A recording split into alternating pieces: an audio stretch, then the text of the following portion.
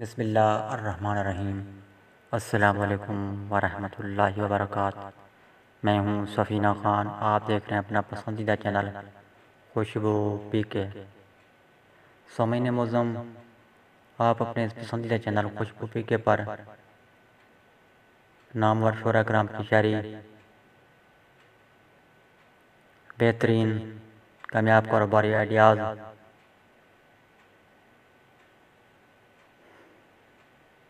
بر وقت درست سیاسی تجزیات،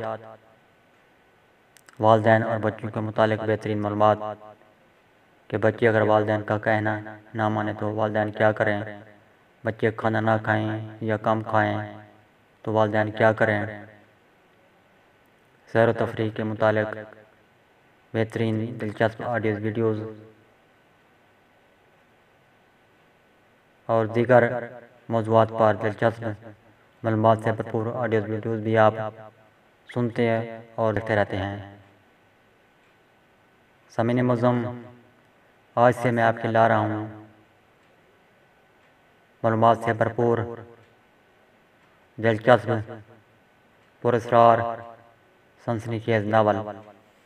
یہ ناول آپ روزانہ کی بنیاد پر سن پائیں گے۔ اس ناول کا نام ہے حویلی کا اسرار۔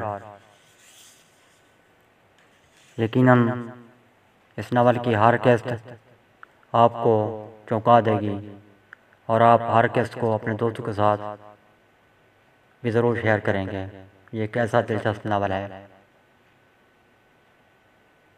ہر قسط کے متعلق آپ مجھے کمنٹس کے ذریعے آگاہی بھی دیں گے کہ آپ کو آج کی قسط کیسی لگی ہے۔ تو چلیں دوستو، آج ناول کی پہلی قسط شروع کرتے ہیں۔ یار فروخ، یہ لڑکا مجھے بہت عجیب سا لگتا ہے، محمود نے فروخ کی پسلیوں میں اپنی کونی سے ٹوکا دیتے ہوئے کہا۔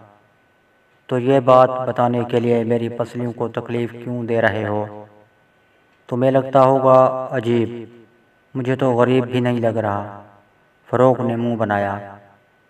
بھائی ذرا غور سے دیکھو، جب سے آیا ہے آنکھوں سے آنسو نہیں رکے۔ کیوں نہ ہم اس کے رونے کا سبب پوچھیں؟ ضرور پوچھیں، مجھے کوئی اعتراض نہیں، اگر اسے مدد کی ضرورت ہو تو۔